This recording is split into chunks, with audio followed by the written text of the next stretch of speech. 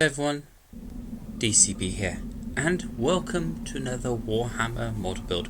This one is going to be from the Age of Sigmar, specifically the Herald of Nurgle, one of the foul demons in Nurgle's service. We will be building him in four subsections: the head, the body, and the two arms, and then painting him. He is on this one sprue, which is numbered for the body parts, as always, to help with the building of him. I'll be building and painting him with some speeded up quick time effects with the backing track that you can hear, and trying to paint him sort of the colours you can see on the artwork there. So without any further ado, let's begin the lore and the build. A Herald of Nurgle is an elite plague bearer, a lessened demon of Nurgle, in the Garden of Nurgle, in the realm of chaos. It is a great honour to serve amongst the foot soldiery of the God of Decay. But there are some amongst the ranks of the plague bearers who are destined for still greater things.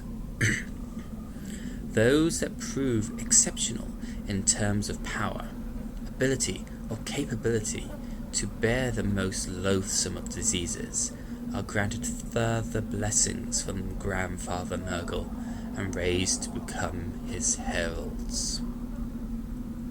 In the vast shadows of the great unclean ones are Nurgle's heralds, the commanders of the plague legions, consistent Talibans. These champions of plague and misery use their grotesque abilities to lead and augment the lesser demons beneath them, or to perform the most vile duties throughout their god's garden. The heralds of Nurgle each have their own proclivities and armaments, and are given impressive titles based on these. Poxbringer. Wherever you stand, toll the bells of the talisman. Swords that run with pus, toll the bell of Ephevus. Bulls that grow and pop, toll the bells of Gololop. Come rain of Gristlepus, toll the bells of Rotigus. Seize the hour Boritidus, toll the bells of Horipicus. The tower that is light, to light you to the bed. The plague sword is coming to chop off your head. Chip, chop, chip, chop, till the last of them is dead. There's a drone chant, led by Gullopa, Poxbringer of the dire bells. A mortal who resists the ravages of Nurgle's rot for a significant time transforms into an unusually resistant plague bearer, resulting in a larger individual destined to be one day the rank of herald as a poxbringer. Such warriors are testament to the fertility of denying Nurgle's embrace. It speaks volumes about how much the Lord of Decay values determination and the most obsessive perseverance. Though their will and defiance, the heralds to be stand taller and broader than the plague bearers that surround them.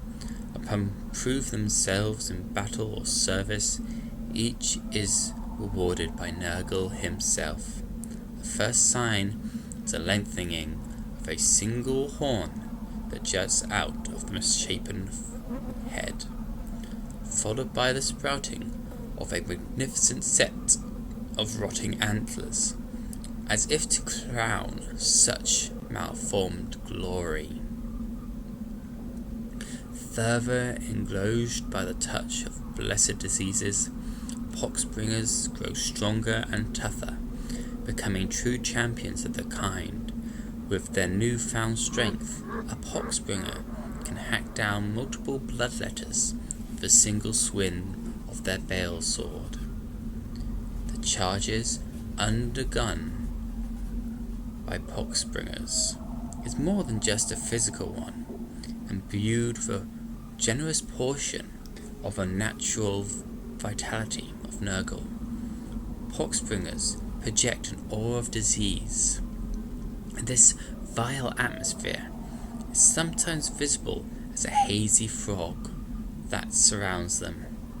So nauseous are these vapors that they can overpower fellow minions of Nurgle.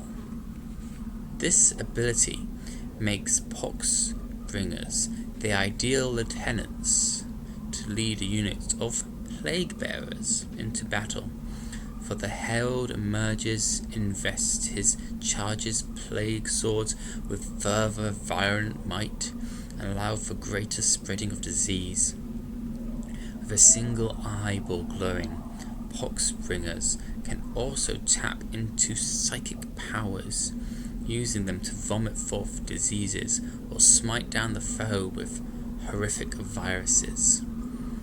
Unlike the jolly unclean ones, poxbringers are closer in sentiment to plague bearers, but even less morse, as they are filled with a greater portion of the curled energies of Nurgle. Poxbringers are gifted with far more personality than any one of the droning lesser demons they lead, most typically expressing their gallows sense of humour.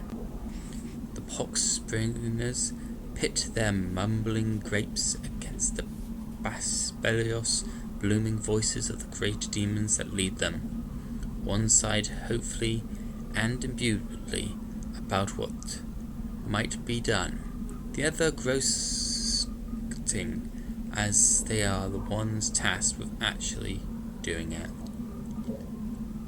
In addition to League Plaguebearer formations, poxbringers can also be found in a variety of other roles, both in the Plague Legions and throughout the Garden of Nurgle. Powerful Great Unclean Ones use heralds as subordinates, personal disease tasters, or right-hand advisors. Lord Dopit the Grand, Osir, a rising favourite of Nurgle, often deploys several heralds as his own formidable honour guard. Always watchful of his minions, Nurgle himself selects the most accomplished of his poxbringers and amply rewards them with special tasks. This is a true honour, and such duties are discharged with solemn pride, be it as a guardian of sacred site in the Garden of Nurgle, or as an observer of some new disease. One such individual is Wretch Gabler, who is tasked with studying the effects of Nurgle's plague upon specimens never before encountered, and describing them to his master upon the porch of Nurgle's maze. Yes, that is the lore and a bit of the description of these heralds of Nurgle, these vile lesser demons that come into our world.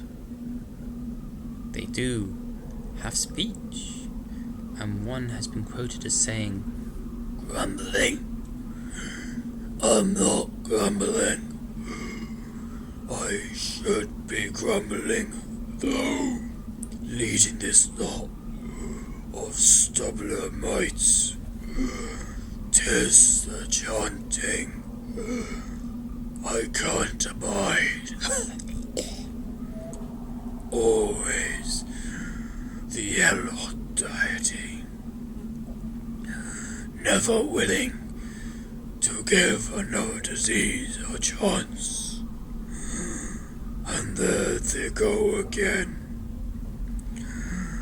not even worthy of the mockers.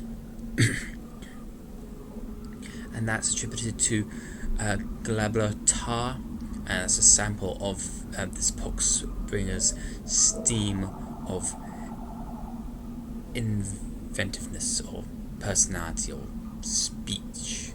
And that's how I would imagine they would speak, in a sort of grumbling, disease-ridden husk tone as they carry forth the diseases of Nurgle inside of them.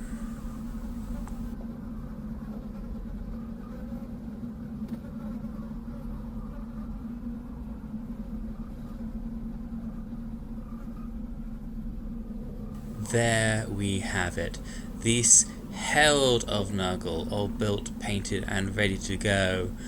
Sorry about some of the lighting on this one. I've had some issues with the lighting, but as you can see, I've got them all done with the lovely horns, the Nurgle at the top, the bale sword, the guts spinning out, looking all lovely and pused, that single eye sort of glowing there, the dry brushing bringing out all those nice raised layers. So it's been pretty fun. I hope that you've enjoyed this video as always. Don't forget to leave a comment about what you enjoyed. Like the video if you enjoyed it. Share it with others if you think they would like it. Subscribe to the channel if you haven't already. And until next one, this is DCB. Knowledge is power if we use it wisely.